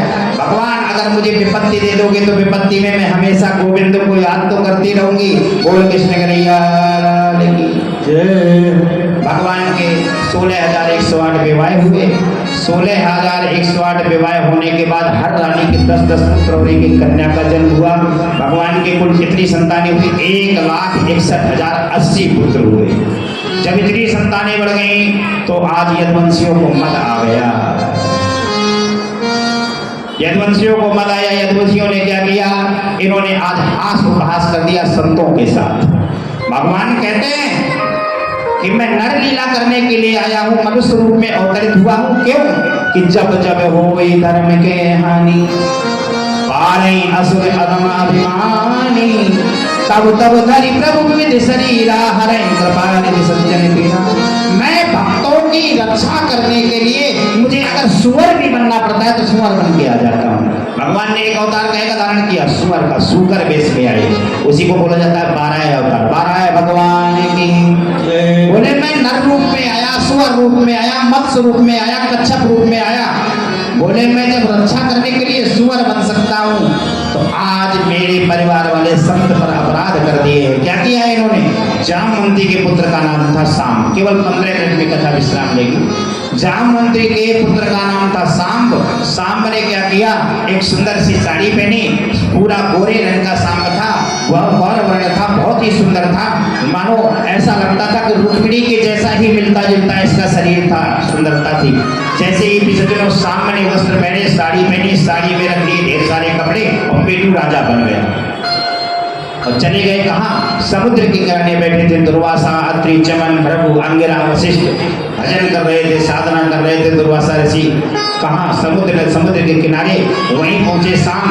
महाराज की जय हो। महाराज ये हमारी यदुवंशियों की बहू है, इसके गर्भ में बालक है कि बालिका है, कृपा करके बताइए। महाराज देखिए पेट बहुत बड़ा हो गया है, अभी बालक हो नहीं रहा, देखिए बालक है कि बालिका, अपनी दिव्य दृष्टि से बताइए। दुर्वासा ऋषि को क्रोध आया, बोले अरे मूर्ख बालको यदुवंशियों, तुम्हें धन का अहंकार, राजपद का अहंकार, सुंदरता का अहंकार और चौथा अहंकार मदिरा का अहंकार, मदिरा पी रखी है। तो बोले उसके नाम में ही मद जुड़ा है। मद माने घमंड, घमंड रूपी रा माने अंधकार, मदिरा। बोले चार अहंकार जब तुम्हारे एक साथ आ गए तो सुन लो क्या है इसके पेट में। बोले ना पुत्र है ना पुत्री है, इसके पेट में मूसल है, मूसल। अब बोले जाओ, यही तुम्हारे सत्यानाश का कारण बनेगा। जैसे ही यदुवंशियों के बालकों ने सुना, वो नाती पोता सब रोते हुए गए भगवान द्वारकाधीश के पास। महाराज की जय हो, महाराज की जय हो, हे पिताश्री, हे बाबा जी, हे प्रभु, प्रभु अनर्थ हो गया, हमने साधुओं का तिरस्कार किया, अपमान किया, साधुओं की हंसी की, साधुओं की परीक्षा लेना चाहा, आज ये उन्हीं परिणाम में हमें मूसल निकला है पेट में। बोले क्या कहा? वृत्तांत बताया कि हमने सांब को साड़ी पहना दी, पूछा कि इसके बालक है कि बालका, तो उन्होंने कहा ना बालक ना बालका, यानी कि तो मूसल है, वही तुम्हारा सत्यानाश करेगा। भगवान द्वारकाधीश जीवन में कभी रोए नहीं, आज अश्रुपात होने लगे। क्यों? संत तरस में पातक डरहि, विप्रधेनु सुर संत हित। रामचरितमानस उदाहरण के तौर पे भागवत में ली जाती है। विप्रधेनु सुर संत हित, दीन मनुज अवतार, और निज इच्छा निर्मित तनु श्री माया गुरु गोपाल, सियावर रामचंद्र की। मैं इसलिए आया हूँ। विप्र माने ब्राह्मण, धेनु माने गाय, विप्र धेनु, सुर माने देवता, और संत माने महात्मा, साधु संत जो भगवान के साक्षात स्वरूप हैं। इनकी रक्षा के लिए मैं यदुवंशियों में बालक बन के आया हूँ, लाला बन के। आज संत पर अपराध कर दिया तो दुनिया क्या कहेगी, देवता क्या कहेंगे? यही है ब्राह्मणों के, संतों के रक्षक। आज मेरे ही परिवार वालों ने इनका अपमान कर दिया। बोले जाओ, अब हम तुमसे बात नहीं करेंगे, इस मूसल को ले जाओ, समुद्र के किनारे रेती से घिस कर इसको फेंक देना और बहा देना। लेकिन कहते संत वचन पत्थर की लीखा। संत जो कह देते वो कभी मिटता नहीं है। श्राप मिल गया, यही तुम्हारे सत्यानाश का कारण बनेगा। जैसा घिस कर समुद्र के किनारे फेंक दिया, गुंदला नामक घास जम गई। वही गुंदला नामक घास में भी सज्जनों एक बार यदुवंशी मदिरा पान करके समुद्र के किनारे स्नान करने गए। आपस में मदिरा पीते हुए अहंकार आया, लड़ाई करने लगे, लड़ने लगे। जब उद्वेग उत्पन्न हुआ, लड़ाई हुई, सब गुंदला नामक घास से एक दूसरे को मारने लगे। यही यदुवंशियों का क्षय हुआ। बोल कृष्ण कन्हैया बचे भगवान कृष्ण। भगवान कृष्ण ने कहा जब मुझसे अपराध हो गया है तो मैं मृत्युलोक में अब क्यों रहूंगा?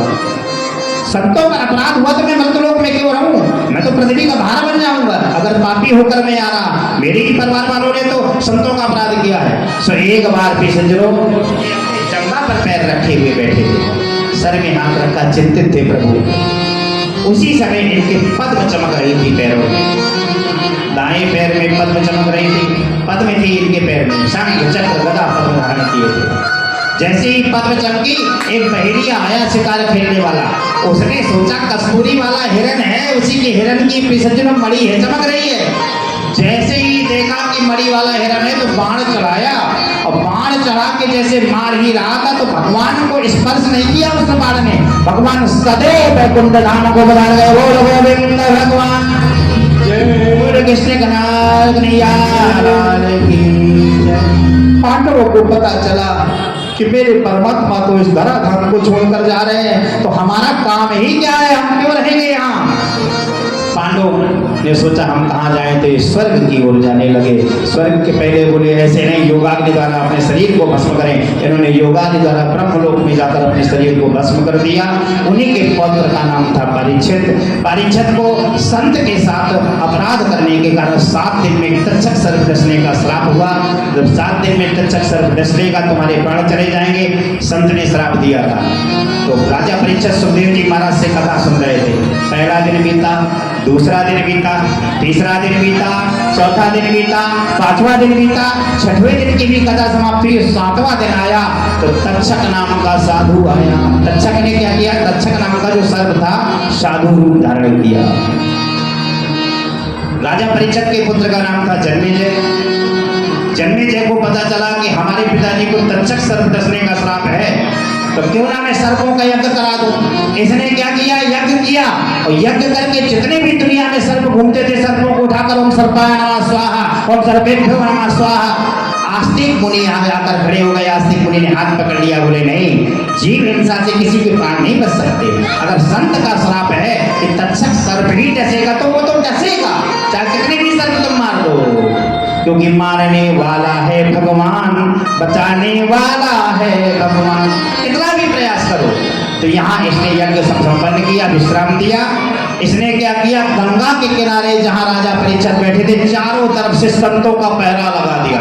हाथ में हाथ लगाकर खड़े हो गए और कह दिया कि कोई भी राजा, कोई भी मनुष्य यहाँ कथा सुनने ना जा पाए। अगर जाए तो साधु जाए, साधु वेश में अगर कोई आ जाए तो संत और साधु को मना ना करना, क्योंकि तक्षक किसी वेश में आ सकता है, साधु वेश में कभी तक्षक नहीं आएगा। लेकिन तक्षक ने क्या किया, भगवान का आदेश हुआ, तक्षक ने साधु वेश बनाया और साधु वेश बनाकर पहुंचा। द्वार वालों से कहा हम अंदर जा सकते हैं कथा सुनने के लिए। बोले आइए, स्वागतम भो महाभागो, आइए पधारिए। राजा परीक्षित का आदेश है कि साधुओं को मना ना करना। जैसे साधु रूप में गए, साधुओं का सम्मान किया जाता है परीक्षित और व्यास का। तो परीक्षित को जैसे माला पहनाई परीक्षित जी को, उसी में तक्षक ने छोटा सा रूप सर्प का बना लिया, काले विषैले सर्प का। और जैसे माला पहनाई जाती है तो माला का सम्मान क्या होता है, माला को मस्तक से और नासिका से लगाया जाता है। जैसे मस्तक से लगाया और नासिका पर लगाया तो उसमें बैठा था तक्षक, सर्प बनाकर, वेश बनाकर, सर्प का रूप बनाकर सर्प के रूप में डस दिया। राजा परीक्षित चतुर्भुजी रूप में हो गए। दिव्य रूप धरो जातस् तुलसी दलमंडिता, घनश्यामो पीत वस्त्रा मुकुटा अलंकृता, मुकुटा अलंकृता। सुखदेव जी महाराज राजा परीक्षित को कथा सुना रहे थे। राजा परीक्षित को तक्षक ने डसा। यहाँ सौनकादि 88,000 ऋषियों ने प्रश्न किया, बोले महाराज ये चतुर्भुजी रूप में क्यों हो गए? नारायण चतुर्भुजी रूप में होते हैं, परीक्षित क्यों हो गए, इसका कारण क्या है? तो कहा जो जान ही ताही देहु, जो जान ही ताही देहु जाई, जानत तुम ही तुम्हें होएगा, जानत तुम ही तुम्हें होए जाई, जानत तुम ही तुम्हें होए जाई। लाली मेरे लाल की जित देखूं तित लाल, लाली देखन मैं गया सो मैं भी हो गया लाल। भगवान की लालिमा को देख देख कर एक दिन वो भक्त भी, भगवान ने कह दिया मेरे भक्तों घबराओ नहीं, कलयुग में जब मैं चला जाऊंगा इस कलकाल के पहले द्वारकाधीश, जब द्वारकाधीश का गमन होगा, लेकिन भागवत के रूप में एक भागवत धर्म छोड़ जाऊंगा जिसको सुन सुनकर पढ़ कर लोग ऐसा महसूस करेंगे मानो हम भगवान के धाम में ही बैठे हैं। बोल भगवान कृष्णचंद्र भगवान की, बोल राधा रानी की। इस प्रकार के सज्जनों परीक्षित जी का मोक्ष हुआ। परीक्षित जी का मोक्ष होने के बाद पांडवों का स्वर्गारोहण हो गया था। परिवार में कोई बचा नहीं। पांडवों का स्वर्गारोहण होने के बाद गीता ज्ञान के उपदेश से आज गीता जैसा शास्त्र छोड़ दिया। आज किसने? पांडवों के माध्यम से ही भगवान कृष्ण से वो उनके मुख से वो गीता प्रकट हुई है। बोल भगवत गीता मैया की, बोल कृष्ण कन्हैया लाल की। इस प्रकार द्वादश स्कंद में अपने आपको माँ गायत्री भगवती की कृपा से जिस शक्तिपीठ पर यह कथा चल रही है, प्रथम स्कंद में आपको परीक्षित और सुखदेव जी के जन्म की कथा सुनाई थी कि नहीं सुनाई थी? सुखदेव जी और जन्म जी की कथा सुनाई थी। सुखदेव जी और राजा परीक्षित का गंगा जी के किनारे मिलन भी कराया था। और हम लोग कहाँ बैठे हुए हैं? गंगा जी के किनारे ही बैठे हैं। गंगा जी कोई दूर नहीं है, 10-12 किलोमीटर कोई दूरी नहीं होती। कानपुर ऐसा पवित्र, कानपुर कोई शहर नहीं, नगर नहीं, कानपुर तो तीर्थ है। बोल गोविंद भगवान की।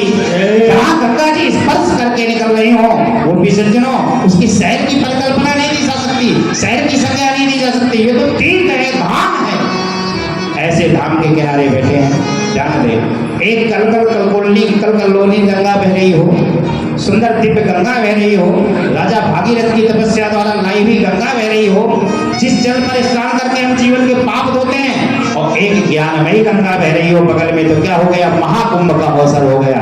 बोल गोविंद भगवान की।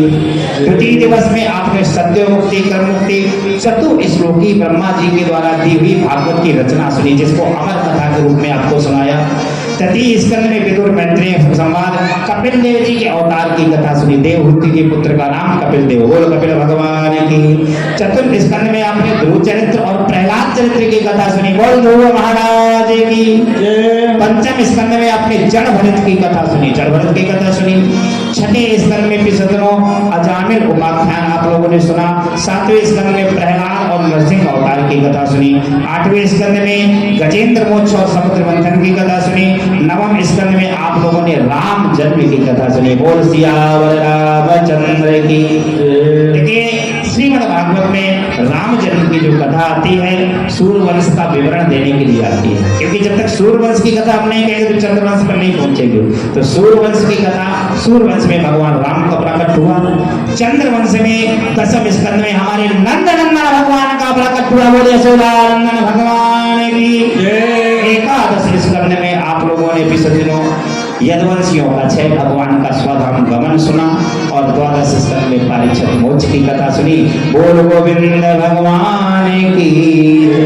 बोल कृष्ण कन्हैया लाल की। इस सप्ताह दिवस के अवसर पर आप लोगों को श्रीमद् भागवत की कथा सुनाते हुए इस छोटे से बालक को ध्यान दें। यहाँ अनेक बुजुर्ग बैठे हुए, वयोवृद्ध बैठे हुए, मैं आपके सामने एक बालक ही हूँ, किसी का भाई हूँ, कोई मेरी बहन है, कोई मेरी माता है, कोई चाची है, कोई मौसी है, क्योंकि यहाँ रिश्तेदार भी पधारे हुए हैं ध्यान दें। और यहाँ पर बूढ़े बुजुर्ग जो बैठे हुए हैं ये सब दादा बाबा हैं, इनके सामने मैं छोटा सा बालक। लेकिन ये व्यासपीठ की वो महिमा होती है कि जो कथा आप यहाँ सुन सकते हैं वो जमीन पर जब बैठ जाऊं तो नहीं सुना सकता। बोलो गोविंद भगवान की।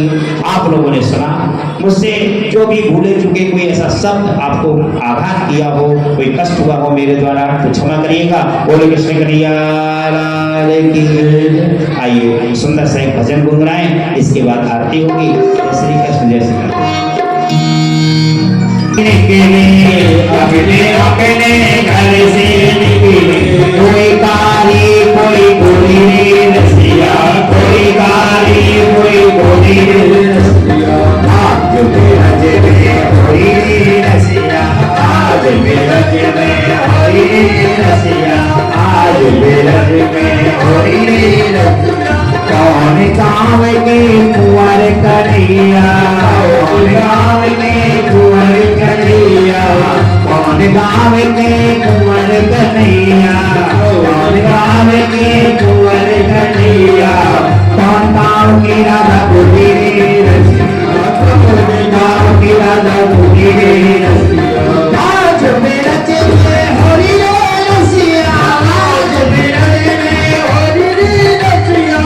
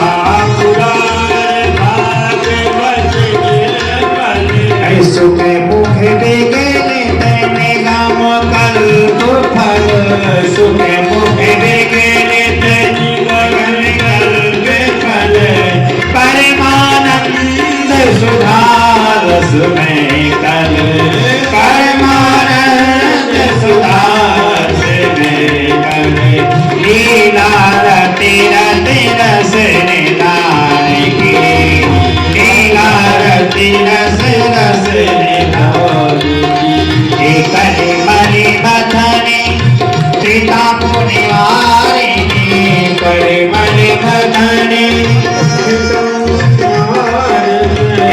जन्म मृत्युमय भाव भय हारिणी जन्म मृत्युमय भव भय हारिणी सेवत सतत हरि चरत गान की सेवत सतत हरि चरत की आरती अति पावन पुराण की आरती अति पावन पुराणी बिन से विनाश विमोहि विनाशिनी विषय विलास विमोहि विनाशिनी भगवत तत्व रहस्य प्रकाशिनी भगवत तत्व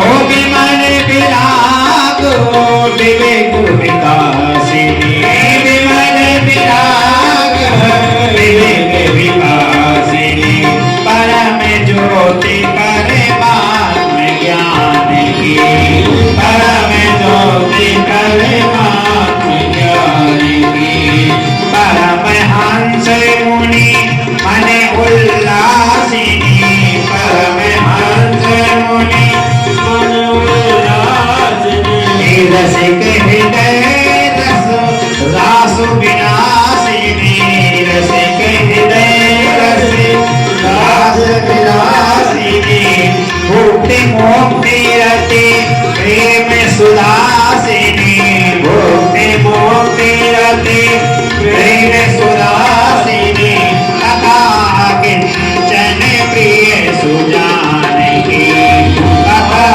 किंचन प्रिय सुजानकी आरती अति पावन पुराण की आरती अति पावन पुराण की आरती अति पावन पुराण अपने अपने सर को ढूंढ लें एक मंत्र के पार्वती पते हर हर महादेव धर्म की अधर्म का प्राणियों में विश्व का गौ माता की गौ हत्या सत्य सनातन धर्म की भारत माता की संत समाज की भक्तमती माताओं बहनों की नन्हे वन्ने बालों गोपालों की